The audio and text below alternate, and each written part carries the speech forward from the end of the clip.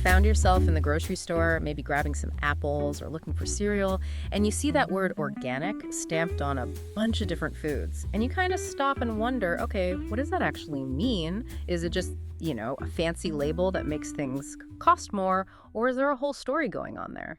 Well, today we're definitely going to dig into that story. Welcome to Study Hall. But why, though?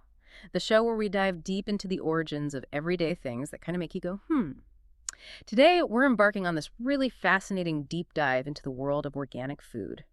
We're talking from its really surprising, kind of quirky beginnings, like way back over a century ago, all the way up to the huge debates happening right now, maybe even in your supermarket aisles as we speak. We're here to pull back the curtain on this word you see everywhere and find out what's really going on behind it. Yeah, and it's not just about, what ends up on your plate. It's so much bigger. Right. It touches on history and science and philosophy, even how we think about what's good for us and good for the planet. That's such a perfect way to frame it. Because this word organic, it sounds simple enough, right? Just 7 letters. But behind it lies this incredibly complex, really rich, and often super surprising history. It connects to everything from ancient farming techniques right up to modern day worries about the environment. Yeah. So we're going to unpack why this seemingly straightforward term has shifted so much over time and why it still sparks so much discussion and, frankly, confusion sometimes. Okay, so before we even jump into the time machine, what do you, our listener, think of when you hear that word organic? Maybe you think healthier, better for the planet, maybe just something your parents always buy, whatever it is. Kind of hold on to that thought because we're about to explore where those ideas first sprouted, how they've changed a lot, and what the science actually says about it all. And to help us navigate this whole thing, we've gathered a really great stack of sources for this deep dive. We've got detailed academic papers that really trace the philosophical roots, the deep thinking behind organic farming. We've got comprehensive university studies, think places like Stanford, Washington University, breaking down the science and the economics. Does it work? Does it pay? That kind of stuff. Right, the nitty-gritty. Exactly. And we've even pulled insights from public conversations, the kind of back and forth you might find on a Reddit thread, believe it or not. Each source gives us a slightly different angle, a different piece of the puzzle. So we can put together a really well-informed picture, yeah. That's the plan, helping you understand what organic really is all about. Ready to dig in? Let's do it. Okay, let's rewind things way back. To really get organic, we have to go visit its original grandparents, even before anyone was using the word organic for farming. So picture the early 1900s, over 100 years ago now. Yeah, a long time. Farmers, mostly in Europe, but also starting in the US, were noticing this big, kind of scary problem. For, generations, they'd just been constantly taking from the soil to grow crops, corn, wheat, whatever, but they weren't consistently putting anything really substantial back into it. And think about what happens when you do that. It's imagine your piggy bank, right? If you just keep taking money out for snacks or games, but you never put any allowance back in. Yeah, it's going to be empty pretty fast. Exactly. The same thing was happening with the soil. This constant taking without giving back led to really serious issues, like erosion. That's where the best part of the soil, the topsoil, the stuff full of nutrients, just washes away with the rain or blows away in the wind. Like the Dust Bowl, was that kind of related? Absolutely related. That was a massive tragic example in the U.S. during the 1930s. Huge clouds of dust, basically precious topsoil, just darkened the skies, ruined farms across the Midwest, all because of poor farming practices, that constant taking without giving back. Yeah. And it also meant the crops they did grow weren't as healthy or strong as they used to be. Wow. So it wasn't just about the food, it was literally the ground crumbling away. So what did these grandparents of organic farming start thinking? What was their big idea? Well, these early pioneers, these really forward-thinking folks, they understood something pretty profound. They believed that the health, maybe even the long-term survival of a whole country, especially when relying on farming, depended directly on having super healthy, living soil. Living soil, not just dirt. Exactly, not just dead dirt. Their core idea, their kind of catchphrase was, feed the soil, not just the plant. They argued, look, if you focus on feeding the soil, making it healthy and rich, then the soil will naturally feed the plants. And those healthy plants will then nourish people and animals. It's a whole cycle. That actually sounds like total common sense when you put it that way. Feed the foundation first. But I bet it was pretty radical back then, right? Especially with industrial farming just starting to gear up with new machines and stuff? Oh, it absolutely was revolutionary for its time. And this wasn't just, some fuzzy old-fashioned idea or some unscientific way of farming. It was a conscious, really well-founded approach based on careful observation and a deep understanding of how nature works, its cycles. It showed this powerful commitment to sustainability, to regenerating the soil, bringing it back to life, and actively avoiding that wasteful exploitation of resources that was becoming common. Okay, so it wasn't just farming before chemicals existed. It was a deliberate choice against certain ways of doing things. Precisely. And here's a cool, kind of unexpected anecdote that really nails this point. It totally debunks the myth that organic is just how farming used to be. History actually shows us examples where the mismanagement of agricultural resources, where civilizations just took from the land without caring for it, literally led to the downfall of entire nations. Seriously, like farming badly could end a civilization. Yeah. Think about ancient societies whose farmland became infertile or just eroded away. They couldn't feed themselves anymore. It's a stark lesson from history about how absolutely vital healthy soil is, not just for food, but for, our entire survival as a society. Wow. Okay, so this early idea was way bigger than just growing a tastier tomato. It was about partnership, right? Working with nature, understanding its super complex cycles, seeing the soil not as just brown stuff, but as this living, breathing system, totally packed with life. That's it, exactly. It was about harmony, not just trying to control everything with, brute force or the latest invention. They intuitively understood the concept we now call the soil food web, even before scientists had that fancy name for The it. soil food web. Sounds cool. What is it? They knew the secret to healthy soil was all the hidden biology, the countless tiny living things you can't even see. Microscopic bacteria, fungi, plus the bigger guys like earthworms, tiny insects. Like a whole city underground. Totally. Like a bustling miniature city working 24/7. And their job is to constantly break down organic matter. And organic matter is basically super rich, decayed plant and animal stuff. Think of it like nature's ultimate compost pile, just bursting with life and energy. And these little decomposers, they don't just dump all the nutrients on the plants at once. They kind of slowly spoon feed them. Imagine you're trying to eat a giant pizza. Okay, I like this analogy already. Right. But instead of giving you the whole thing at once, which would be overwhelming, someone cuts it into perfect little slices and hands them to you one by one, exactly when you're ready for the next bite. That's basically what the soil food web does for plants. It releases nutrients gradually, steadily, as the plants need them. It's this incredibly complex, balanced, super efficient system humming away right under our feet. That's amazing. A microscopic pizza delivery service in the dirt. So cool. Okay, so if healthy soil fed by this food web was the main goal, how did they think about pests?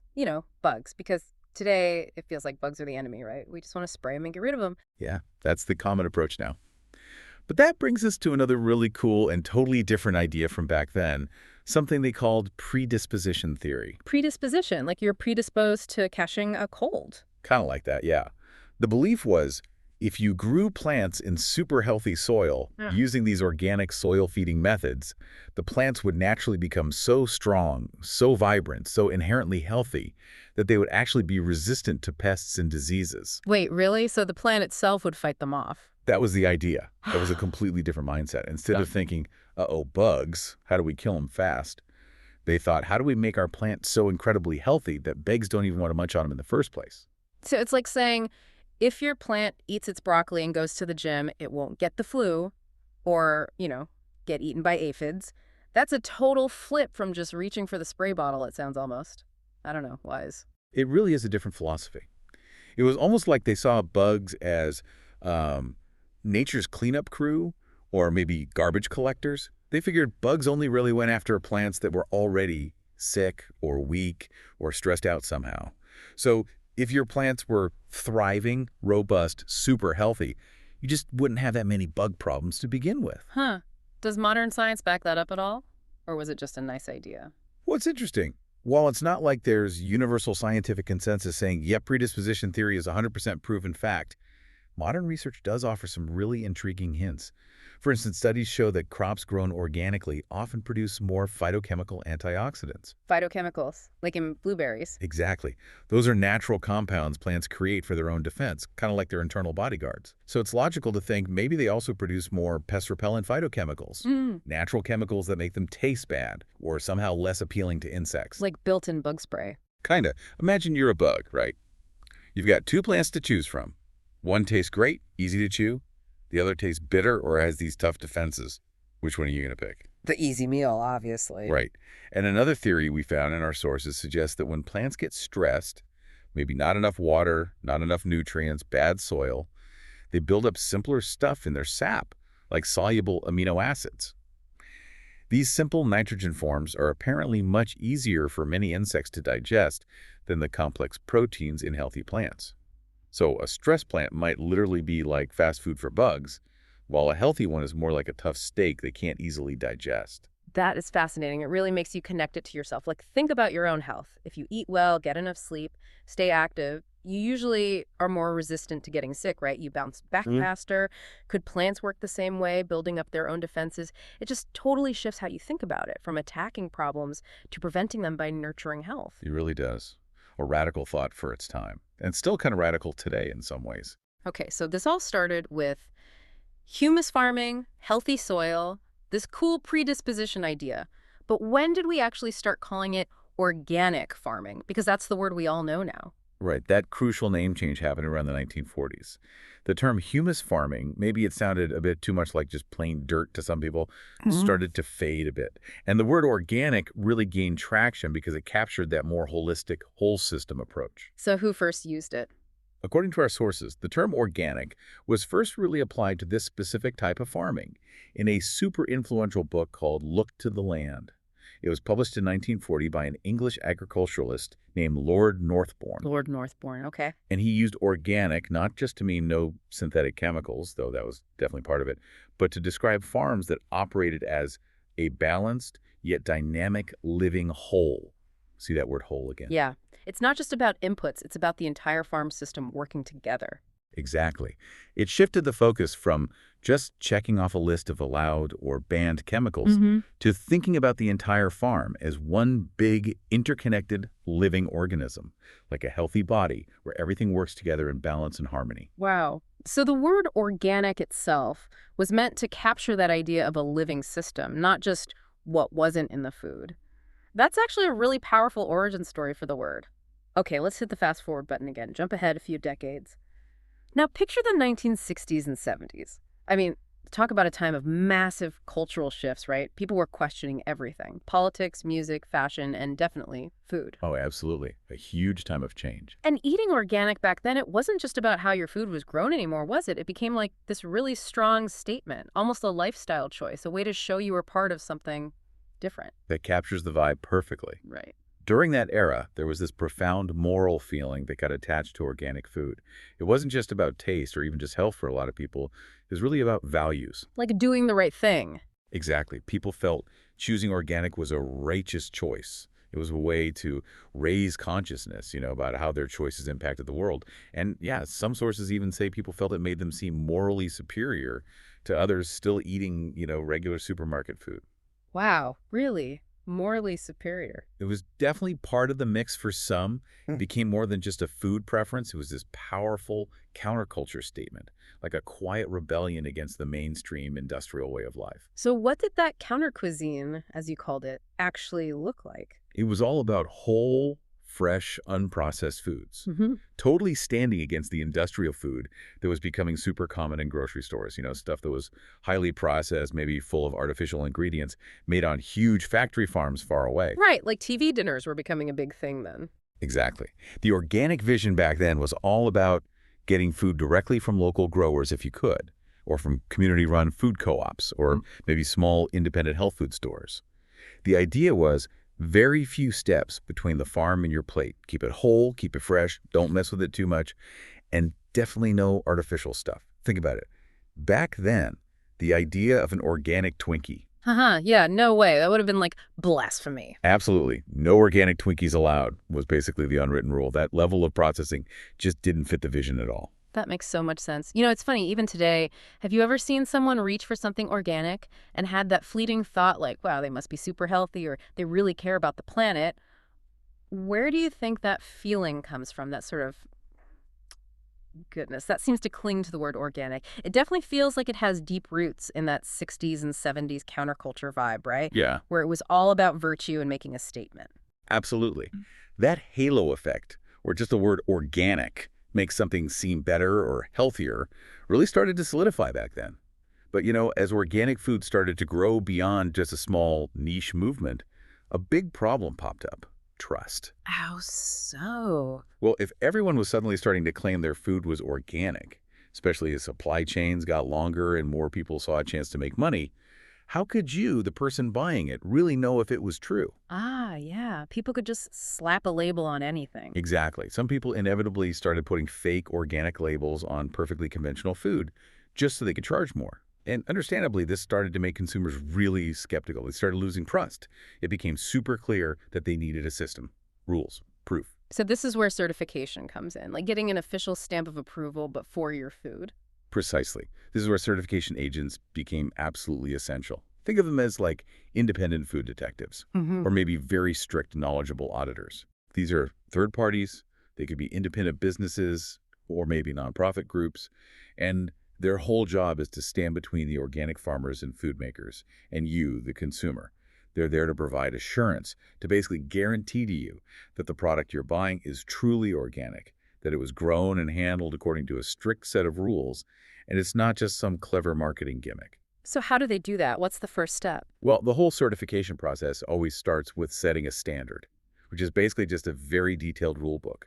It spells out exactly what organic means in practice. It lists which farming methods are okay, what kinds of inputs like seeds or fertilizers are allowed, what ingredients can be used in processed foods, and, crucially, what stuff is completely banned. Makes sense. Gotta have the rules first. Right. But in the early days, there was a bit of a snag. Different certifiers sometimes had slightly different standards. Like, one might require a 30-foot buffer zone around a field to prevent chemical drift from a neighbor, while another might only require 20 feet. Or they might have different rules about testing for pesticide residues. Oh, I can see how that would get confusing fast. Yeah, these differences caused headaches, especially for food that had multiple ingredients coming from different farms, maybe certified by different groups. It was like trying to play a board game where everyone has a slightly different version of the rulebook, total chaos.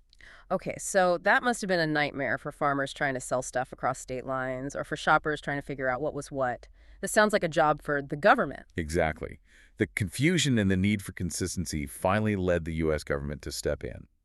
In 1990, Congress passed a really important law called the Organic Foods Production Act, or OFPA, And the goal there was. to create one single, uniform, clear standard for the whole country. Everyone playing by the same rulebook. Finally. So what did this national standard actually say? Well, it was a huge step for the organic movement, making things official and consistent. On one hand, it did what everyone expected. It famously banned almost all synthetic chemicals, things like manufactured fertilizers, pesticides, herbicides, from being used in organic production. That was core from the beginning. Right, no fake stuff. But here's where it gets really interesting, and for some people, kind of controversial. The standard didn't put any limits on the size of organic farms. Oh, so you could have a tiny organic garden or a massive 1,000-acre organic mega farm. Yep. This basically opened the door for very large industrial-scale organic farming operations to pop up, looking a lot like their conventional non-organic counterparts in terms of size and structure. Huh. That feels different from the small local vibe of the 60s. It was a significant shift. And another big one. Remember our no organic Twinkies rule from the counterculture? Well, the new national standard allowed for an expandable list of synthetic materials that could be used in the processing of certified organic foods. So while you couldn't use synthetic pesticides to grow the organic wheat, you could potentially use certain approved synthetic ingredients later on when making an organic snack cake or cookie. Whoa, so the organic Twinkie dream, or nightmare, became possible. It basically did. Today, you can find all sorts of processed organic snack foods. This was a really major departure from that original counterculture ideal of only whole, fresh, unprocessed foods being truly organic. Man, that's wild. It sounds like the government was trying to make organic more mainstream, more accessible, maybe standardized. But in doing that, it definitely changed some of the original flavor, didn't it? It absolutely did. It was a trade-off, for sure. But let's break down some of the key parts of how this certification actually works today under that national standard, because it's pretty detailed and kind of fascinating. Okay, lay it on me. If I'm a farmer, what do I have to do? All right, first, you need to find and work with an accredited certifying agent. These aren't government employees, remember. They're independent businesses or nonprofits that have been officially approved by the USDA to do the inspecting and verifying. They're the organic referees. Got it. Independent refs. Then, before you can even get started, you have to submit something called an Organic System Plan, or OSP. Think of this like your farm's super detailed business plan for being organic. Okay, the OSP. What's in it? Everything. It has to lay out exactly how your farm or your food company plans to follow every single rule in the National Organic Standard. It covers stuff like what seeds you'll use, got to be organic or at least non-GMO, your specific farming practices, like how exactly are you going to control weeds without banned herbicides, how you'll prevent any contamination from non-organic stuff nearby, like your neighbors spraying pesticides, what monitoring you'll do, and even what detailed records you promise to keep. Records. Oh man, like homework for farmers, but for their entire farm. That sounds like a lot of paperwork. It definitely is. They need to keep detailed records of pretty much everything. What inputs they buy, like seeds or compost, what activities they do in each field, planting dates, harvest dates, how much they yield, who they sell it to, all of it. Seriously, why so much detail? It's all about traceability and accountability. These records have to perfectly match what's in their OSP and be ready for the certifier to inspect at any time. Most farms need what they call an audit control system, basically a way to track everything, prove they're following the rules to the letter, and provide all the info needed if there's ever a problem like a food recall. It's about making sure what they say is organic actually is organic, and they can prove it. Transparency is key. Okay, that makes sense. Proof. What about the land itself? Are there special rules for the fields? Oh yeah, absolutely. For crop production, land integrity is huge. For land to get certified organic, it has to have really clear, distinct boundaries. And it absolutely must be protected or buffered from chemical sprays and other contamination coming from neighboring non-organic land or roadsides. Buffer, like a safety zone. Exactly. The national standard doesn't actually dictate a specific width for these buffer zones, or even strictly require them in every single situation, but it does mandate that contamination must be prevented. So in practice, buffer zones become the most common and necessary way to do that. Usually, certifiers accept buffer zones that are at least, say, 25 feet wide if the neighbor is using ground sprayers. Okay. But if the neighbor uses aerial spraying, like crop dusters flying overhead, you're going to need a much, much wider buffer because those chemicals can drift a lot farther through the air. Makes total sense. You definitely don't want your organic carrots getting accidentally misted with your neighbor's weed killer. That would totally wreck the whole point and the trust. Precisely. Another really crucial element is biodiversity and natural resource protection. The standard strongly encourages farmers to promote ecological balance and conserve resources. What's kind of neat here is that it's generally non-prescriptive on how exactly they should do it. Meaning it doesn't say, you must plant exactly these 5 types of flowers. Right. It doesn't give a rigid checklist. Instead, it lets the farmer and their certifier agree on a strategy that makes sense for their specific farm, their specific environment. But it does mandate certain things. Practices like crop rotation, planting different things in the same field year after year, are specifically required for annual crops like corn or vegetables, and methods like intercropping, planting different crops together in the same field at the same time, are encouraged for perennial systems like orchards, specifically to boost biodiversity. So it connects back to that original humus farming goal of long-term soil health and working with nature, building a healthy ecosystem on the farm. You got it. It's about building a strong, diverse farm ecosystem, not just avoiding chemicals. And then there's food safety. Now here, the national standard gets very prescriptive, meaning it has super specific, strict rules designed to protect us, the eaters. Like what? Well, take manure, for example. Livestock manure can be a great natural fertilizer, right? But it can also carry harmful bacteria. So the rules say it either has to be composted properly, using high temperatures to kill off any pathogens, Okay. or if it's not fully composted, it has to be applied to the field a certain number of days before the crop is harvested, like 90 or 120 days, depending on the crop, to make sure there's enough time for any potential pathogens to die off before the food gets near anyone's mouth. Gotcha. Safety first. Absolutely.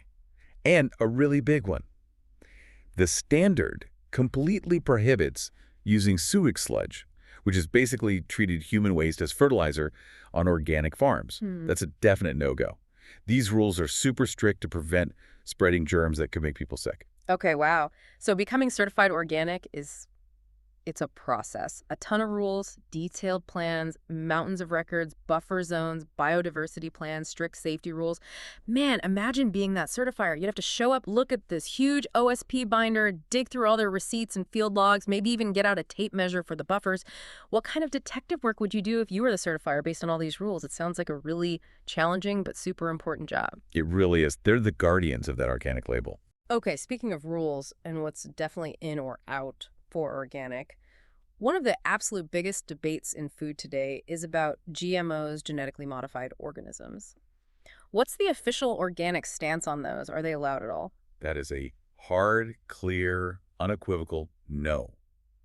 The National Organic Standard completely, totally prohibits any use of genetic engineering in organic seeds, inputs, or ingredients, period. Wow, a total ban. Yep.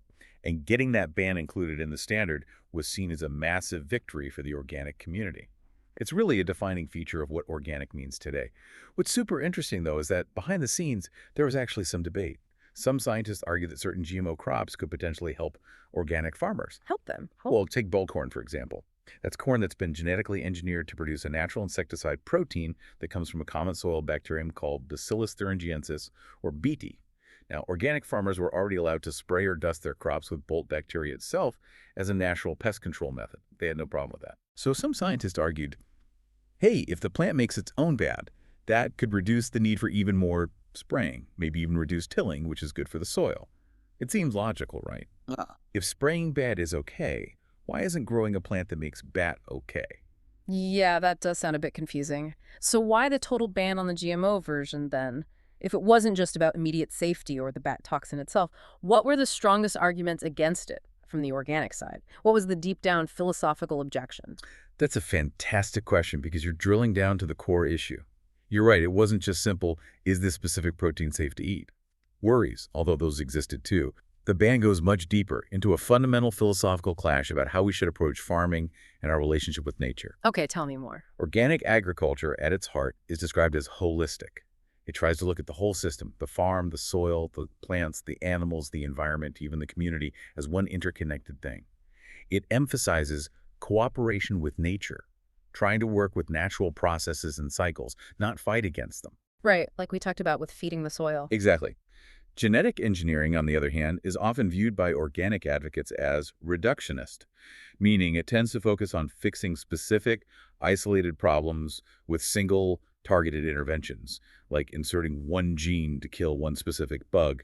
And maybe more importantly, it's seen as trying to control and manipulate nature at a very fundamental genetic level, rather than working in partnership with its inherent complexity and wisdom. Ah, so it's like one is trying to tweak the machine, the other is trying to nurture the garden. That's a great way to put it. Genetic engineering often involves precision, direct intervention, trying to force a specific outcome. Organic philosophy tends to respect the complex, sometimes unpredictable interconnectedness of natural systems.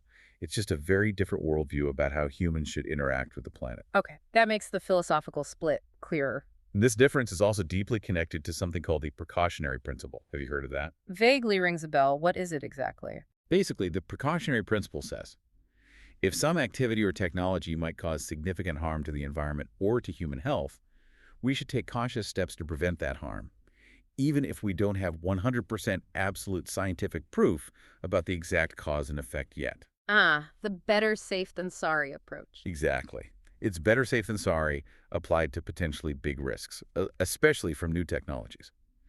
In the eyes of the organic community back when the standard was being written, the long-term impacts of releasing genetically engineered crops widely into the environment and potentially into our food supply, well, they just weren't fully understood or proven to be completely harmless. Enough questions and concerns had been raised about potential ecological effects or maybe unforeseen health consequences down the road to justify taking that cautious preventative approach and banning them within the organic standard. That's a really powerful idea, the precautionary principle. It's kind of like your parents telling you not to juggle knives, even if you've never actually cut yourself doing it. The potential for harm is just too great, so you take precautions. But man, it also raises a really tough question for all of us, doesn't it? Is it always better to be better safe than sorry when we're talking about new technologies, especially ones involving our food and our planet?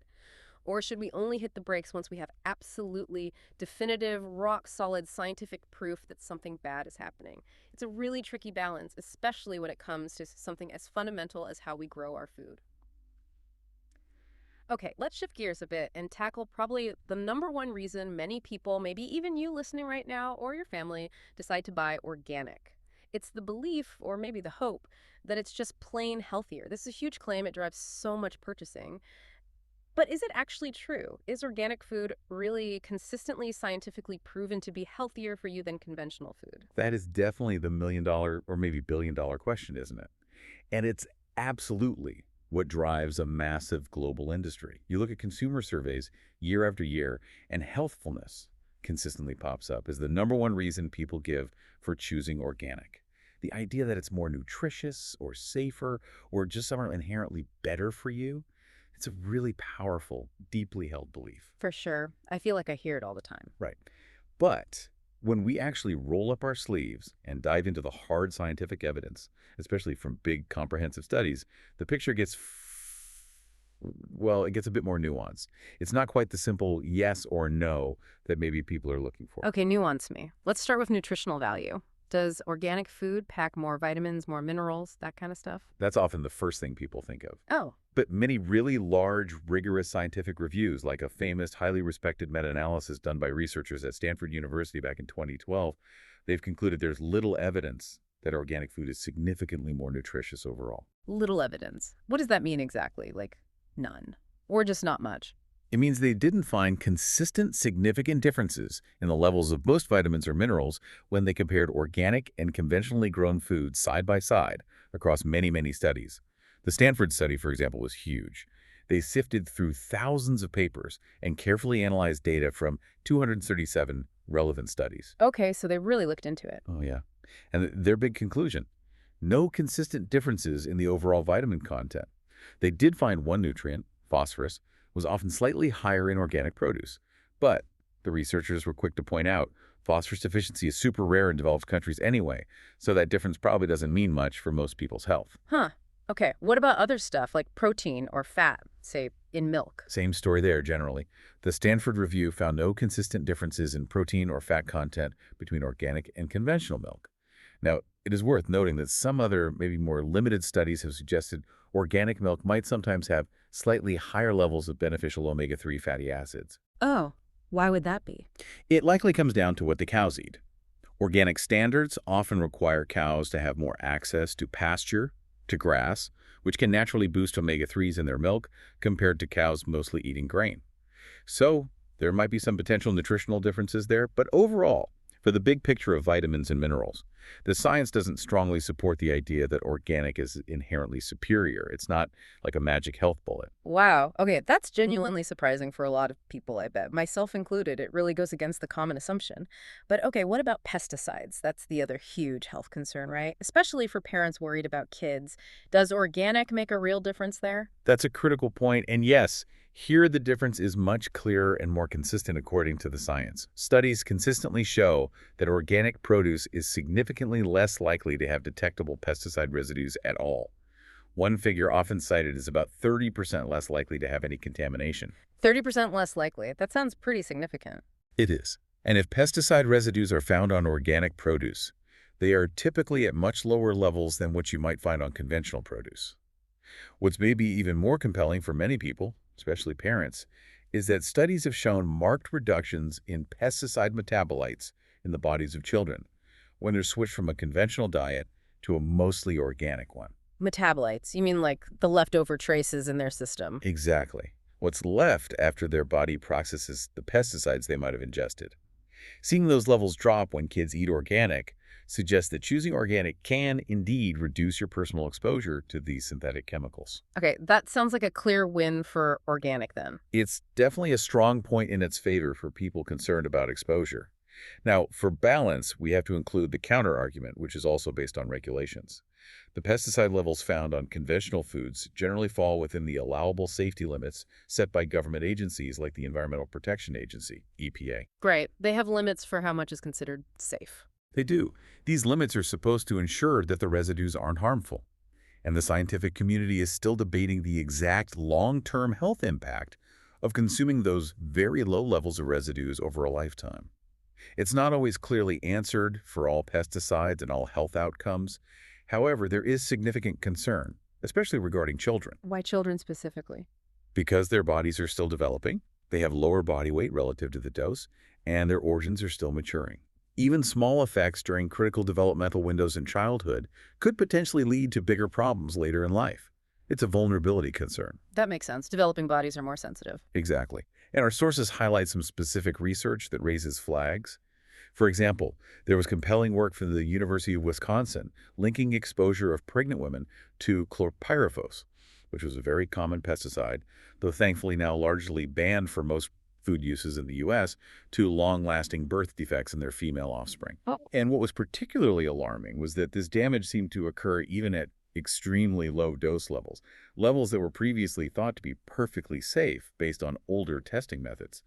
So while the broader scientific debate on low-level exposure continues, for many consumers, especially parents thinking about their kids, the desire to minimize exposure to any synthetic pesticide residue seems like a completely valid and understandable reason to choose organic, even if conventional levels are within limits. Yeah, that chlorpyrifos example is pretty sobering. It makes the better safe than sorry idea feel more concrete. Yeah. Okay, what about meat and dairy? Are there health angles there besides just the pesticides on feed? Yes, absolutely. There's a really distinct and important benefit when it comes to antibiotic resistance. Ah, the superbug problem. Exactly. Choosing organic chicken, beef, pork, milk, eggs, it significantly reduces your exposure to antibiotic-resistant bacteria. This is a huge public health benefit, not just a personal one. Why? Because organic rules strictly ban the routine use of antibiotics in animals just to make them grow faster or to prevent illness in crowded conditions, which is sometimes done in conventional farming. Right, they can't just give antibiotics to everyone constantly. Correct. And that routine use in conventional agriculture is a major contributor to the development of bacteria that are resistant to the very antibiotics we desperately need to treat serious human infections. Yeah. So when you choose organic meat and dairy, you're not only potentially avoiding those resistant bacteria yourself, but you're also supporting a farming system that helps fight that bigger public health crisis of antibiotic resistance, which really affects all of us. Okay, that's a really powerful point too. Fighting superbugs by choosing organic chicken. So putting it all together, the kind of murky evidence on extra nutrients, the clear evidence on a lower pesticide exposure, especially for kids, and this big benefit regarding antibiotic resistance. Wow. If you had to pick, listener, what seems like the single most important health reason to you for potentially choosing organic, is it the vitamins or lack thereof, the pesticides, or the antibiotics? It really forces you to think about what matters most to you personally when you're making that choice in the store. Okay, let's do a callback. Remember way back at the start, we talked about that cool old idea, predisposition theory, the belief that super healthy plants could naturally fight off bugs and diseases. What does modern science say about that now? Is there actually any truth to the idea that organic crops might be tougher against pests? Yeah, that's an excellent callback, connecting the historical roots to today's science. That claim that organic farming methods actually induce pest and disease resistance in the crops themselves. It's definitely less famous or widely promoted than the organic is healthier claim. But it's been part of the organic philosophy for a very long time, stemming right from that predisposition idea. So, is it real? Well, like the nutrition question, it's complex. It's important to say up front that it's not a universally accepted scientific consensus, not in the same way that, say, we understand how certain pesticides kill insects. But some modern research does offer some really interesting hints and potential mechanisms for how this might work. Okay, like what? For example, we touched on this briefly earlier. We know organic crops often produce higher levels of those phytochemical antioxidants. Right. Those are the plant's natural defense compounds, right? Yeah. Like its own little immune system boosters and shields. Right. So it's a logical jump to think, well, maybe they also produce more pest repellent phytochemicals. Yeah. Natural compounds that literally make the plant taste bad or be harder to digest or maybe even slightly toxic to certain insects. It's like the plant is manufacturing its own tailored bug repellent from within, fueled by healthy soil and organic practices. A built-in defense system. Exactly. And remember that other theory we mentioned about stressed plants accumulating simpler stuff like soluble amino acids in their sap. Yeah, the fast food for bugs idea. Right. The thinking is maybe plants grown in really healthy, balanced organic soil are less stressed. They don't build up those easily digestible simple compounds. And instead, they have more complex proteins and other substances that are harder for many insects to process. So if organic methods lead to less stressed, healthier plants that aren't offering up an easy meal, they might genuinely be less attractive targets for pests. Hmm. It's a really fascinating area of ongoing research, but the core idea from those early organic pioneers keeps finding these intriguing echoes in modern science. That's so cool how these old ideas are still being explored. Okay, but let's talk practicalities. Is organic farming actually viable for, like, big-time food production?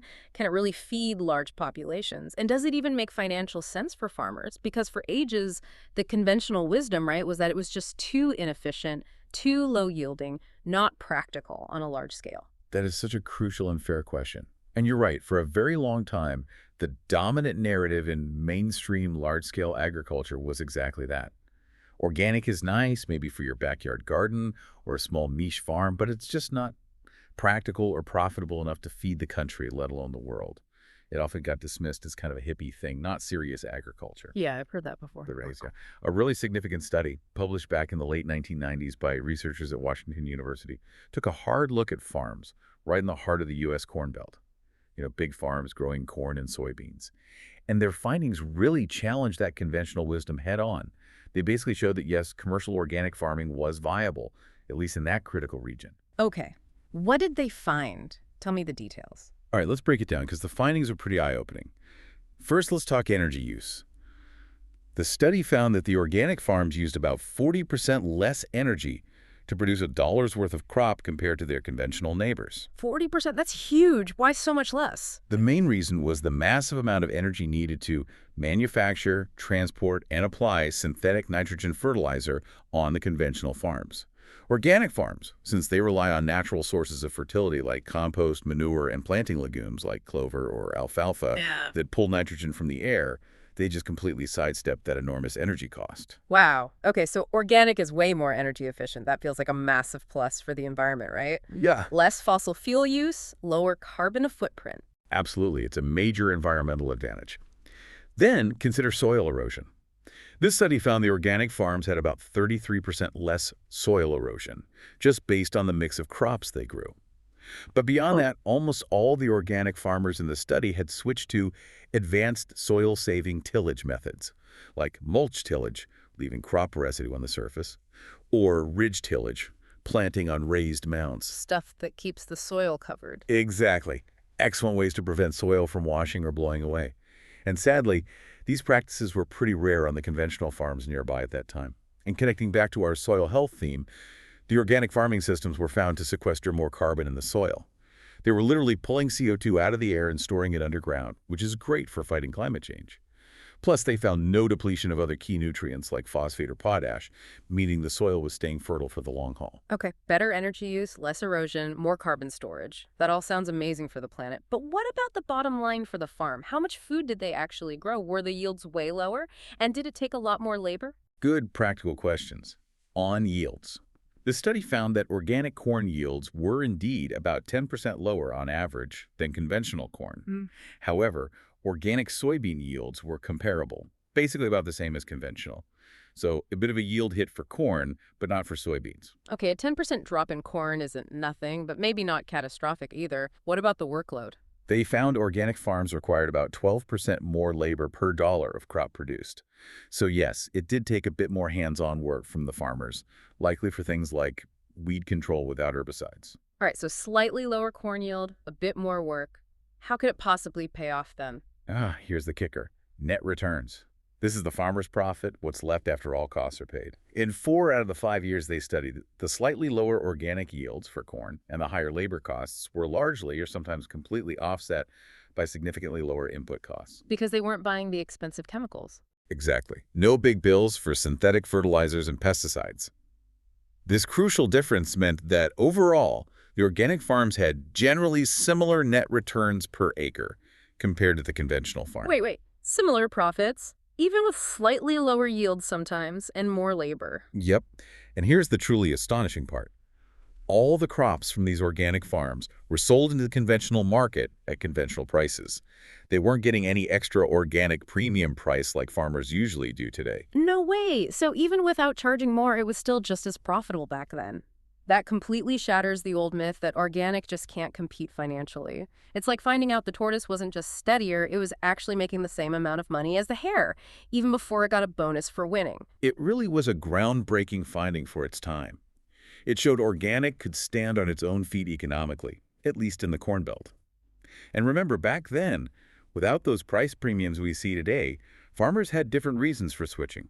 The growers in this study said their top reasons were things like improving their livestock's health, fixing nagging soil problems like erosion or compaction, and yes, cutting down the high cost of all those chemicals. Interesting. So the motivations were different before the market really took off. Right. Today, of course, strong consumer demand and those significantly higher prices organic food commands definitely play a huge role in motivating farmers to convert. It's become a much more attractive business proposition.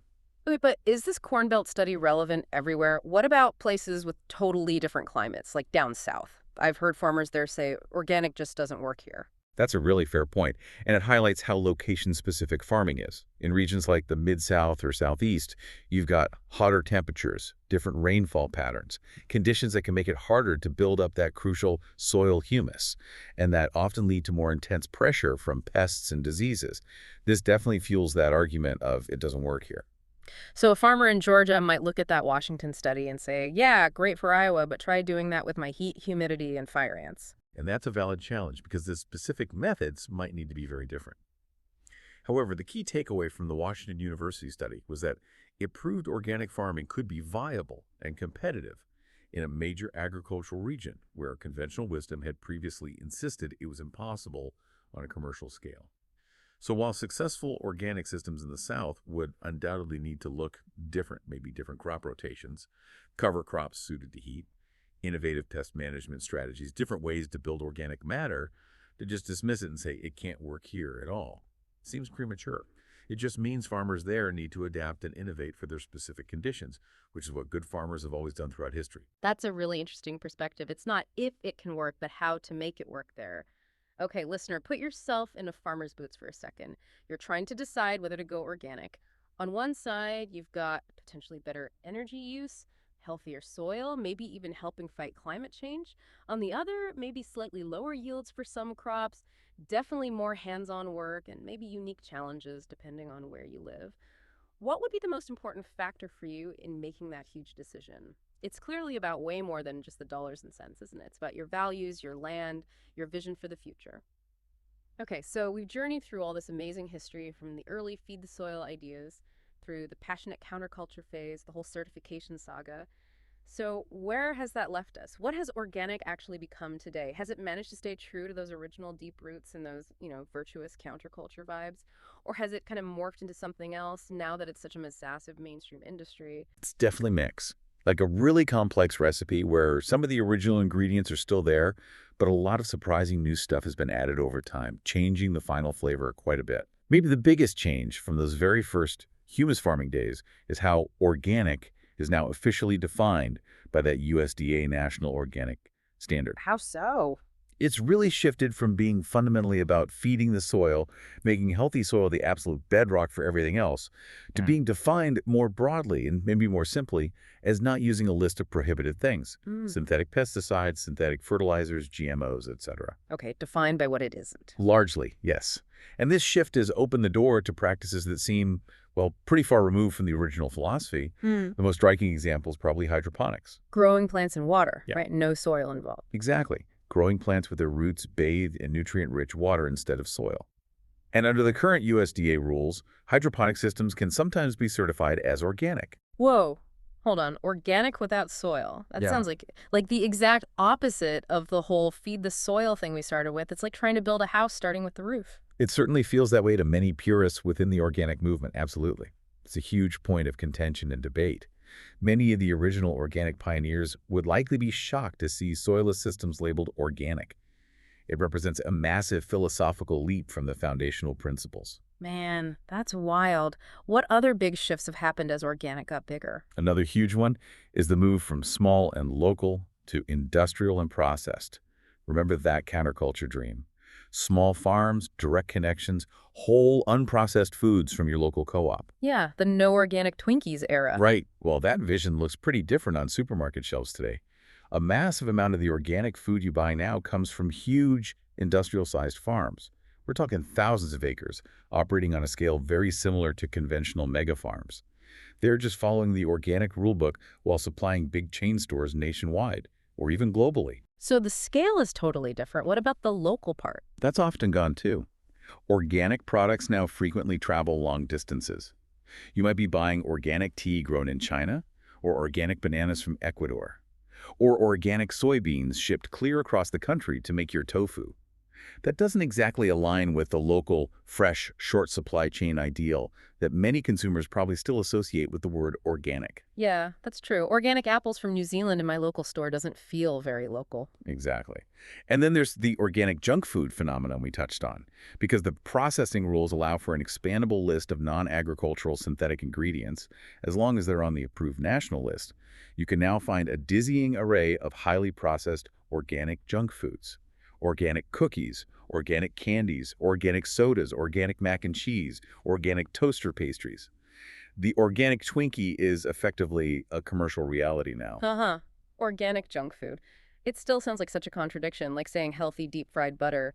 It definitely highlights how the meaning and application of organic have stretched and evolved as it became commercialized and focused on large-scale production and appealing to mainstream tastes.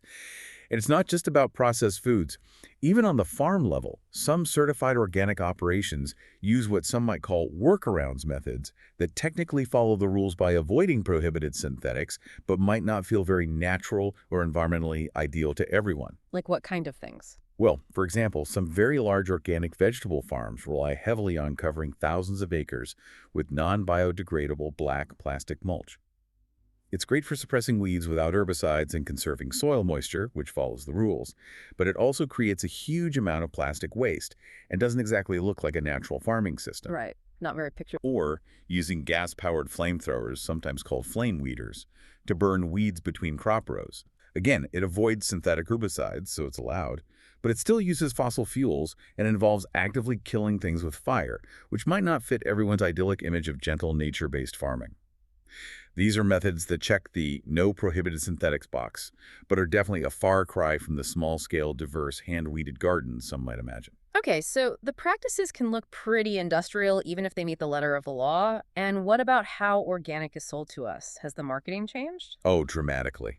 As organic exploded from that small niche movement into a multi-billion-dollar industry, hitting nearly $25 billion in the U.S. alone by 2008, and way more now, the marketers got incredibly sophisticated. This is where the organic halo effect really took off and became a powerful tool. The halo effect. Explain that again. It's this fascinating psychological phenomenon where just seeing the word organic on a package makes people automatically assume the product is healthier, purer, more natural, safer, maybe even more ethical or environmentally friendly, often without needing any other information or proof. It casts this positive halo over the product. Like a magic marketing word. Pretty much. Marketers expertly leverage this. They use dreamy images, sun-drenched green fields, happy cows grazing, smiling families, and comforting slogans like better food for a better planet. It's all designed to make buying organic feel like a virtuous, morally good choice. Good for you, good for your kids, good for the earth. It taps right into that positive feeling. So it's like they're selling the feeling as much as the food. In many ways, yes. But here's the critique that comes up in our sources. While those early pioneers genuinely believed their food was healthier, and many consumers today share that strong belief, the big scientific reviews like the Stanford one, they found little evidence that organic food is consistently more nutritious in terms of vitamins and minerals. So, this means the belief in organic's superior health benefits, amplified by all that positive marketing, is often much stronger and more pervasive than the consistent scientific proof supporting it, at least for nutrition. The perception, fueled by the halo effect, often outweighs the scientific nuances in driving consumer choices. That's a really important point. The belief versus the evidence. And then, of course, there's the elephant in the room, the price. Organic stuff almost always costs more, right? I definitely feel that in my wallet when I help my parents shop. It absolutely does, and that's a major factor and a significant point of criticism. That data from 2018, for example, showing organic produce was 54% more expensive. Organic milk, 72% more. Organic eggs, 82% more. Those are huge markups compared to conventional items. 82% more for eggs. Wow. Yeah. And this consistently higher price tag makes organic food really tough, sometimes impossible for many families to afford, especially if they're on a tight budget. This leads to the criticism that buying organic can sometimes feel or be perceived as a bit snobby, or maybe a luxury identity product, something people buy partly to signal their status, their lifestyle, or their values, rather than purely for the inherent qualities of the food itself. It raises questions about access and elitism. Yeah, that's a tough one. It makes you think again about those organic cookies or organic sodas. Have you ever seen one of those? Does it still feel as healthy or virtuous as buying an organic carrot or a head of organic broccoli, especially knowing the price? What makes you feel that way? It really shows how complicated that organic halo can be and how powerful marketing and price signals are in shaping our perceptions. Okay, so wow. We've talked about some pretty dramatic changes, huge industrial farms, organic hydroponics, processed organic junk food, super high prices, that powerful marketing halo. It sounds like organic has strayed pretty far from its roots in some ways. Has it kept any of its original spirit alive at all? Or has it basically just sold out and become another label for big corporations? That's a really fair and honestly a crucial question to ask. And the answer, based on the standards and the practices still required, is definitely not that it's completely sold out.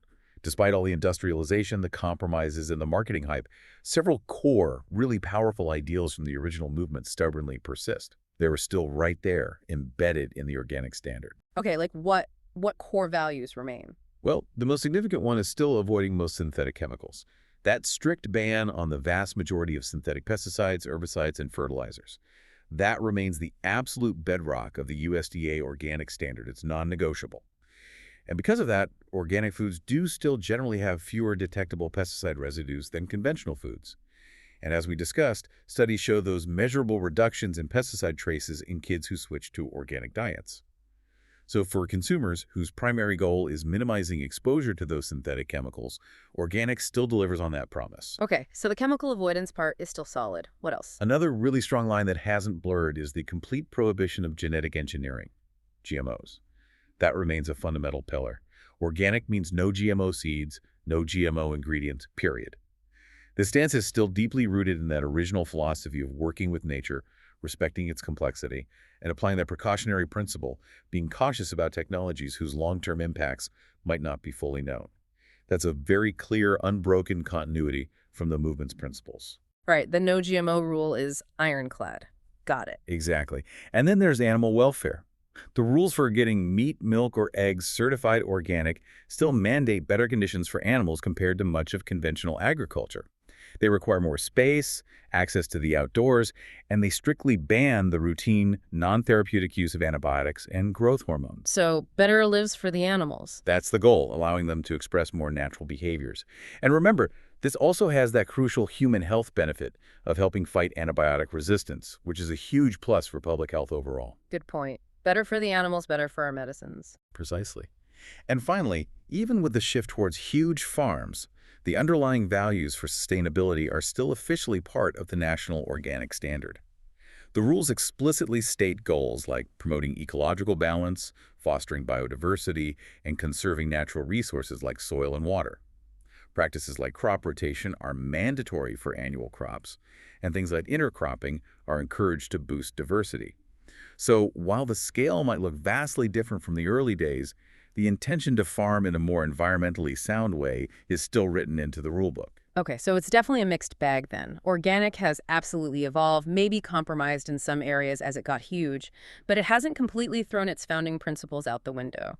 The core ideas about chemical avoidance, no GMOs, animal welfare, and aiming for sustainability are still technically there in the rules. Exactly. It's a complex picture with both continuity and significant change. So, given all of this, the history, the science, which is sometimes mixed, the marketing push, the high price, the ways it's changed, but also the core values that remain, why do so many people still choose organic? Even with all these complexities and the extra cost, what's really motivating them to put that organic apple or organic milk in their shopping cart today? Yeah, consumer studies have dug into this, and it's a really fascinating mix of factors that influence that final decision in the aisle. Yeah. One study highlighted several key drivers. First, and probably still foremost for many, is health consciousness. Still number one? Still huge. People perceive organic foods as more nutritious, more natural, just generally better for their personal health and the health of their families. And as we noted, this perception of healthiness can be incredibly powerful, sometimes even outweighing specific scientific findings on nutritional equivalence, because the feeling of doing something healthy is a strong motivator. Okay, perceived health benefits. What else? Second is consumer knowledge, or maybe more accurately, what consumers think they know or believe they know about organic. The more informed people feel they are about organic practices and benefits, whether that information is perfectly accurate or not, the more likely they seem to be to choose it. It highlights the power of information, education, and just plain belief in shaping behavior. Interesting. So it's not just the facts, but what people believe the facts are. Precisely. Third, perceived or subjective norms play a significant role. This is basically social influence. Like what your friends are doing. Exactly. The desire to fit in, maybe follow a trend, or perhaps even differentiate yourself as someone who cares about these issues. If your friends, family, or community value and purchase organic, you might be more inclined to do so too. It becomes part of a social identity, the idea that this is what people like me or people I admire do. The social aspect. Okay. Fourth is price perception. Now, we know the higher price is often a barrier, but for some consumers, they're quite willing to pay that premium, because they place a very high value on the perceived benefits, health, environment, ethics, whatever matters most to them. For these consumers, the extra cost is seen as a worthwhile investment. So value outweighs cost for some. Right. And finally, a huge practical factor, availability. Simply put, the easier it is to find organic food, the more likely people are to buy it. The massive expansion of organic options from just tiny health food stores into virtually every major supermarket has been an enormous driver of growth. Convenience matters. When it's right there next to the conventional option, it's an easier choice to make. That makes total sense. If you have to go to 3 different stores, maybe not, but it's right there. Okay, listener, one last thing to chew on. Think about your own friends or family. What do they say about organic food? Why do they buy it? Or why don't they buy it? Do their reasons line up with what we've talked about today? Health worries, what they believe they know, peer pressure, the price tag, or just because it's easy to find now? It's really fascinating how many different currents swirl together to influence something as seemingly simple as picking out groceries. #tag outro. Wow, we have definitely taken an incredible deep dive today, haven't we? Into this fascinating, really complex, and yes, sometimes pretty surprising world of organic agriculture. From those philosophical feed the soil beginnings way back through the passionate counterculture that gave it so much of its spirit, all the way to its modern day reality as this huge multi-billion-dollar global industry. It's so clear now that organic is way, way more than just a simple label on your food. It's this evolving story packed with ideals, fierce scientific debates, incredibly powerful marketing, and some really deeply held belief. It really is. And this kind of deep dive, I think it really highlights that being truly well-informed about something like organic means you got to look beyond just the surface, beyond the simple labels and the catchy slogans. Our goal here isn't to tell you what to think or whether organic is good or bad. It's more about giving you the tools, the different perspectives, the historical context, so you can ask better, more critical questions for yourself, so you can understand all the different, sometimes conflicting pieces that make up the whole big dynamic picture of our food system today. So maybe the next time you're wandering down the grocery store aisle, looking at all those colorful fruits and veggies, or maybe picking out some milk or eggs, what new questions will you ask yourself about what's actually in your basket and the story behind it? That's your quick glimpse into today's full episode. If you want the full breakdown, the deep dive, and all the context we couldn't fit here, head over to the full episode of Study Hall, available now wherever you get your podcasts. And while you're there, make sure to subscribe so you never miss an episode. Thanks for listening, and as always, stay curious.